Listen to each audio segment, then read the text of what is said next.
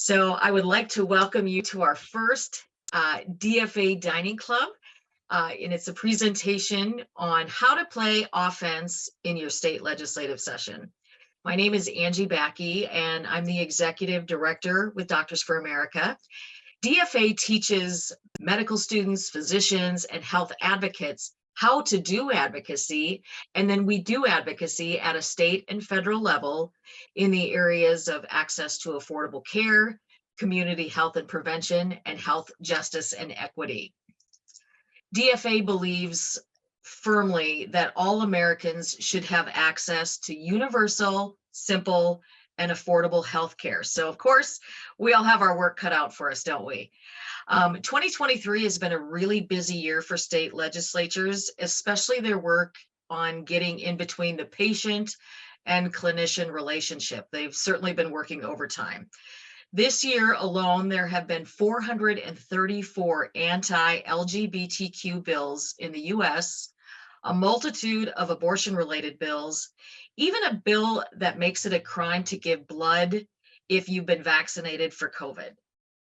And as of late March, the Gun Violence Archive has counted 130 mass shootings in the United States this year. And we know that the federal government is not going to ban assault rifles anytime soon. So where does that leave us? Well, it leaves us with an opportunity to engage at the state level.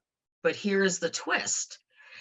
I think we're really used to being responsive to existing legislation, saying, yes, let's do that, or no, don't do this.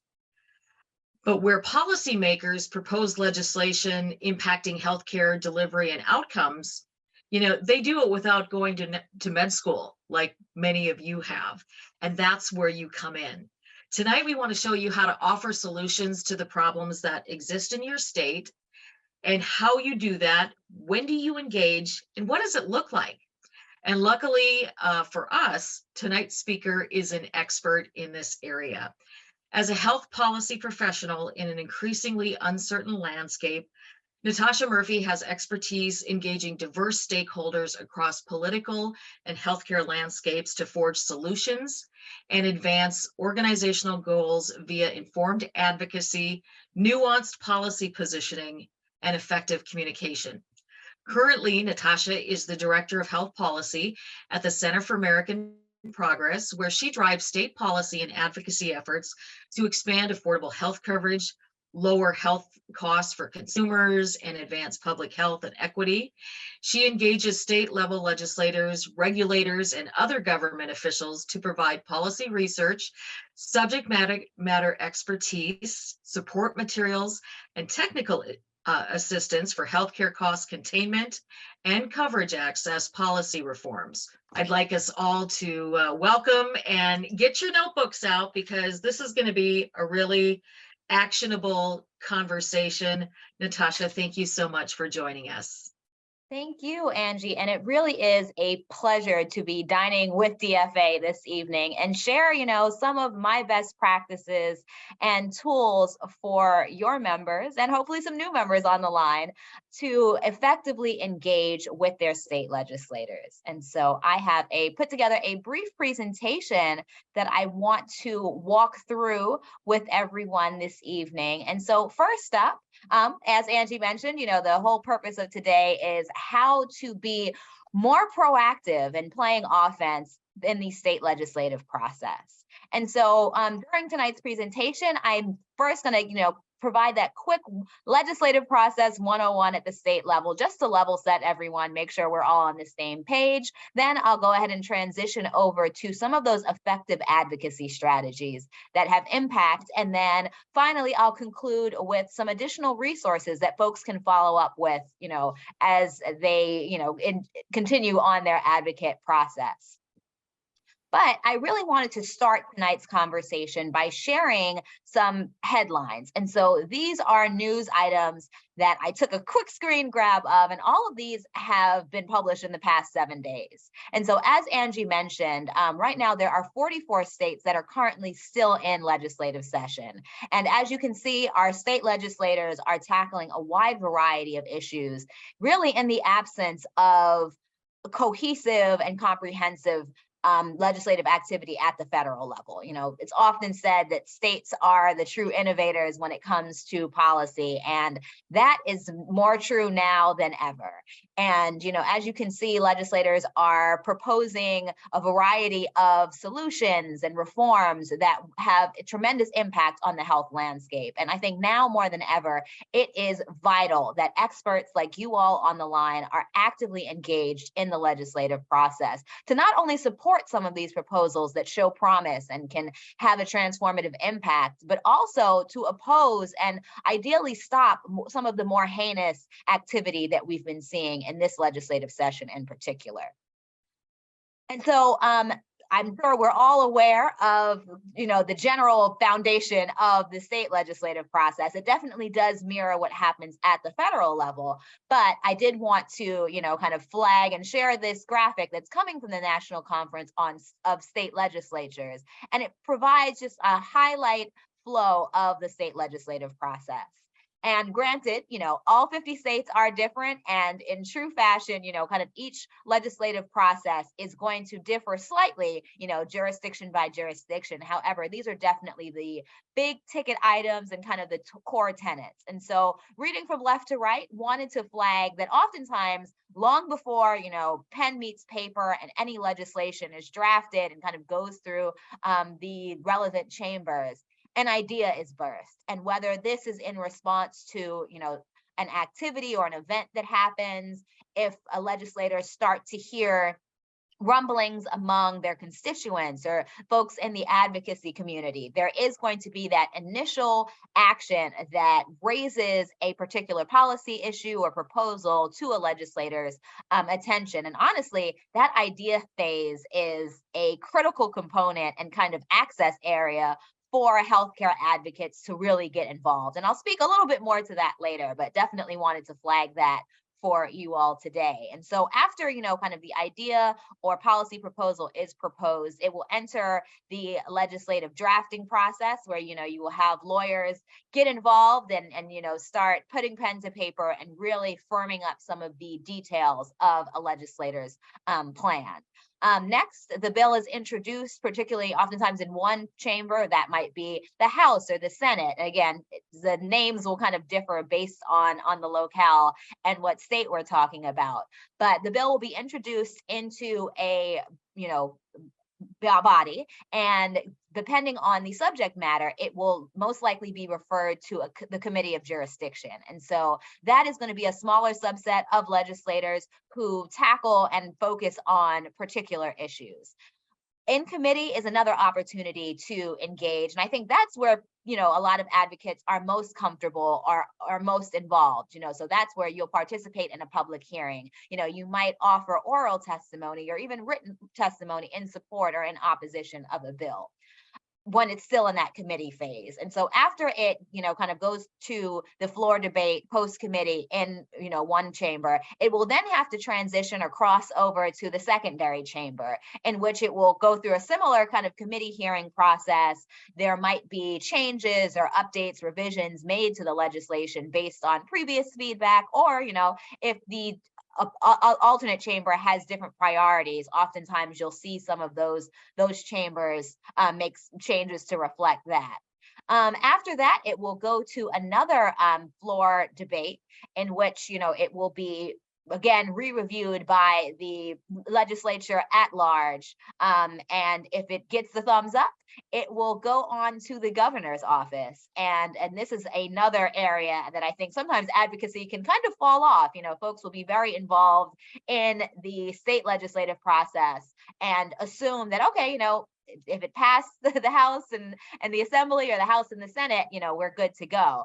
However, it's really important that folks remember that the governor, as kind of the chief executive of the state, as oftentimes the most visible administrative official in the state, has that oh so powerful veto authority. And so if the policy is not in line with the governor's priorities, or something that they just don't support, there's that veto power. Now, most states do have an opportunity for the legislature, to kind of come back together and override the governor's veto. And I know recently we've seen that in places like Maryland, where, legislation that really was a priority made it to the governor's desk, it was vetoed, and the legislature immediately said, no, this was a priority for our constituents. We have to make this happen, and kind of utilize their overriding ability. And so, again, just to level set everyone, this is a high level overview of kind of what the state legislative process looks like.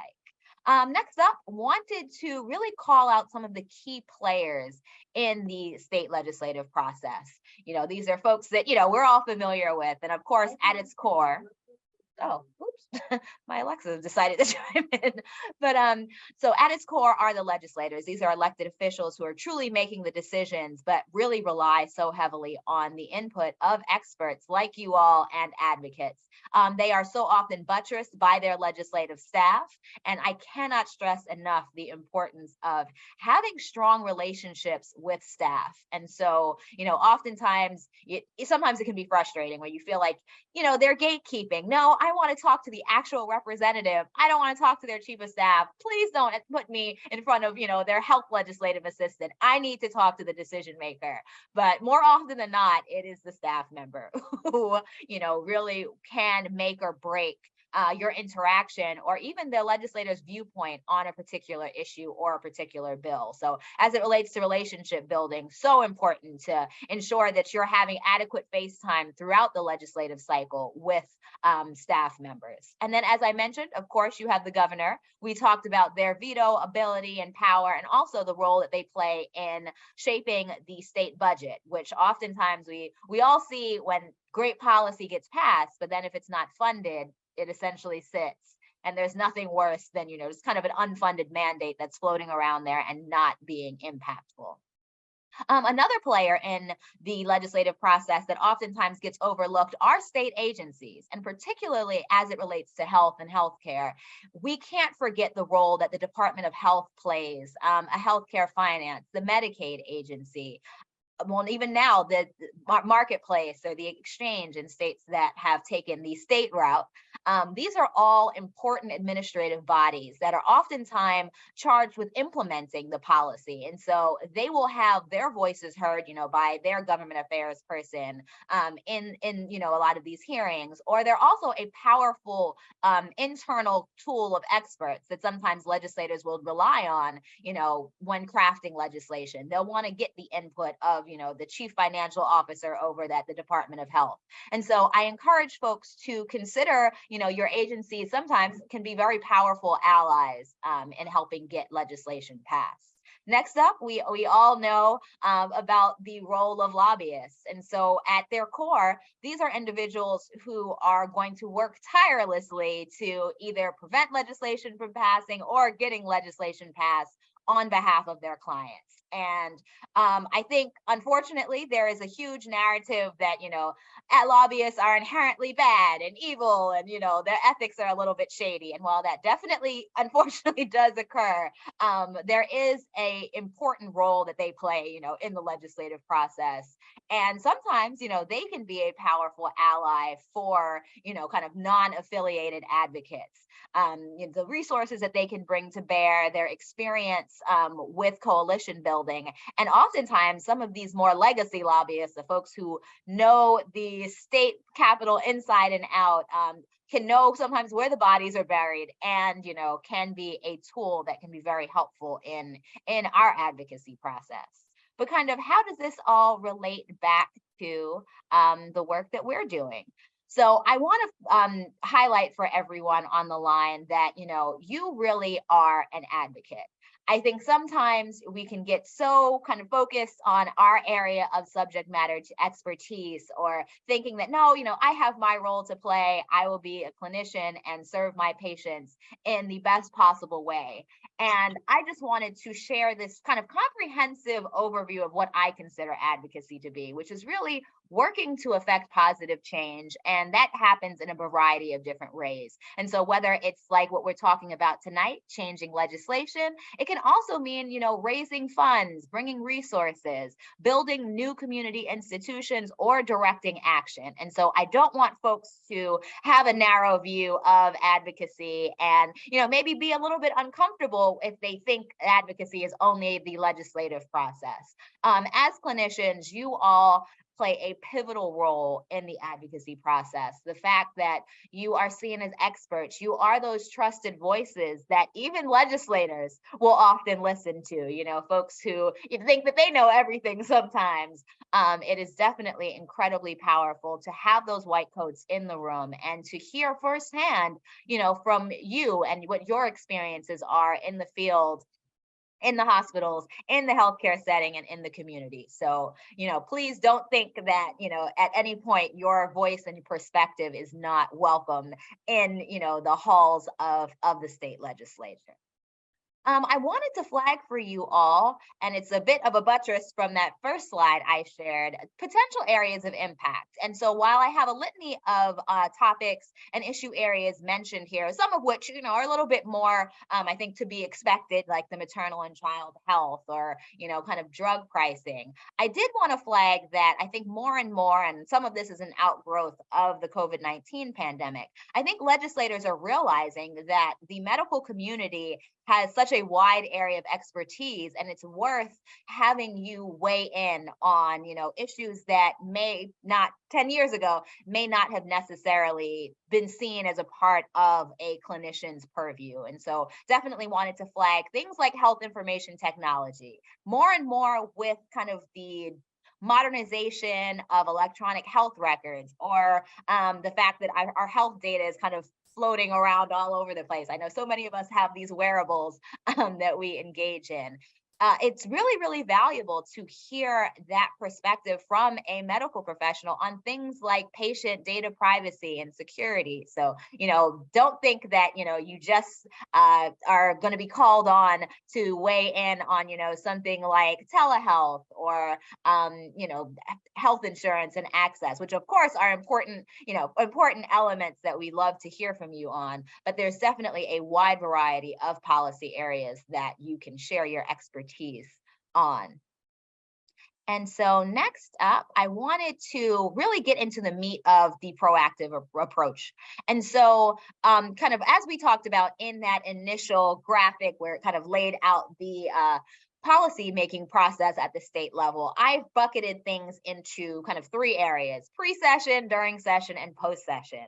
And I think a lot of times folks get very hyper focused on like, what can I do during session? But honestly, there are things that you can do all year round, even in states that, either have a year-long session or only meeting for 60 or 90 days. So pre-session, I think it is pivotal just for anyone who's interested in being an advocate to really kind of keep their finger on the pulse of different policy topics. So kind of as Angie mentioned, unfortunately, we have seen our latest incidents of a school shooting. And so gun violence right now is going to take an outsized, I think, a issue topic, an area of concern for our state legislatures, even as some of them are wrapping up. And so just knowing kind of what are the hot topics that legislators are going to be focusing on because they're either hearing about it in the media or hearing from their constituents on is a really important first step that can also kind of be done passively throughout the year. I would also recommend the importance of identifying, after you identify some of those hot topics or policy priorities, flagging who might be a legislative champion for this issue. And sometimes that means going, back a little bit in the archives and seeing, hey, what legislator last year was very, very serious about behavioral health or mental health? What is this an issue that a person may have campaigned on if we're coming off of an election cycle? Because it's going to be very, very important to identify those folks early on so that you can start making those connections and make them aware or their staff aware that you're available as an expert to support their endeavors on a particular policy option. Kind of conversely, it's also important that you give a little bit of thought to, well, who's likely to oppose, a policy priority? And so just so that you can have that in the back of your mind and, start to think about maybe some counterpoints. because it's important, it really also bolsters your argument and your advocacy abilities by being able to kind of proactively cut off some of the opposition's arguments and talking points. In addition, as it gets a little bit closer to session, there are some jurisdictions where legislators are able to pre-file bills. And so, you'll start to see that pop up on a state website. It's also important to confirm some key dates as well as decision makers. And when I talk about that, it's like, hey, when does session start? When does it end? Is there a bill deadline in which all legislators have to introduce proposed legislation? On key decision makers, find out who is it that is the majority leader in the House or in the Senate. Also, who are the key decision makers or the ranking members on your relevant committees of jurisdiction. So if it is, kind of the House Committee on Health and Education, who's chairing that? Who are the folks that are going to be charged with leading the shepherding of various pieces of legislation throughout that oh so important committee process. And then finally, coalition building. It is really important before session even kicks off, and some of this is a part of that kind of champion process, identifying who are the people, the entities, the organizations that you can partner with once session does begin. And oftentimes, those coalitions are powerful tools for information sharing as well as resources. And so once committee does begin, during session, as I mentioned, it is so important to be involved and engaged in the committee process. And so that looks like participating in public hearings. If your legislator is going to have, maybe sometimes they'll do a day in the district where they want to hear directly from their constituents. That's an opportunity to engage with them that way. Also providing oral and written testimony. Now in kind of our hybrid world, oftentimes it is a little bit easier than it was in the past to maybe take 10, 15 minutes, log on Zoom, share your tidbits and your expertise on a particular piece of legislation, and then, kind of hop back into the day-to-day operations. Also participate in some of the fantastic advocacy days. I know that Doctors for America does host those, particularly on Capitol Hill, and that is an incredible opportunity for you to really make the rounds and touch a variety of different elected officials to share your knowledge and your expertise. And then also, I think it's so important to make yourself available, not only within kind of the halls of the State House, but also to be a powerful storyteller and engage with the media. Because oftentimes, legislators will pay particular attention to a bill once it starts to gain traction and, it's in the newspaper or, it's starting to pick up an additional set of eyes. And so I know reporters are always looking for trusted voices who know what they're talking about to weigh in on legislation during session. And then, kind of as session winds down, once you've done all of these activities and, bills are making it to the governor's desk, they're signing them or they're vetoing them, I do think it's really important that folks hold space to celebrate victories. I will take North Carolina as an example. They recently adopted Medicaid expansion, and that was, goodness, I think like a 13-year effort where you had advocates and a whole host of coalitions who had been working nonstop to make this a reality. And so while of course there's a lot of open questions, when is it going to go into effect? How soon can we start getting people covered? It's so important just to take that moment and say, hey, we did this, to recognize the folks that you kind of fought alongside. And that's just kind of like self-care and reinvigorating so that you can, kind of continue on this advocacy journey. But another thing, and on areas where either legislation failed to make it out of committee or it didn't ultimately pass in the legislature, sometimes there will be a commitment from one of your champions to say, hey, I know this is an important issue, so best believe next year I am reintroducing similar legislation. And so that's something for you to keep in the back of your mind that, hey, if you weighed in on, House Bill 1 didn't happen this year, next year, it's another opportunity to be involved. And then also sometimes what happens, which can be a little bit frustrating, as a compromise, the legislature will sometimes send a bill to study.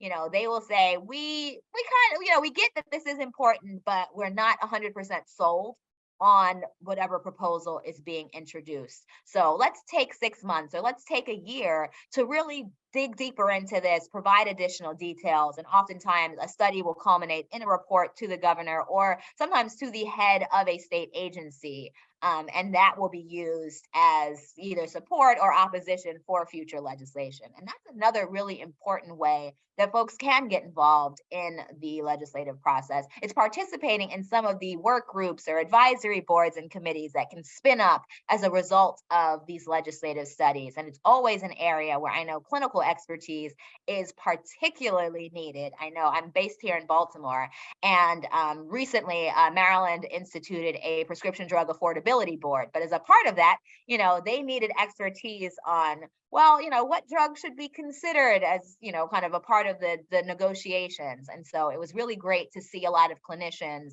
in the area step up and be willing to participate, kind of in that initial introductory exploratory process.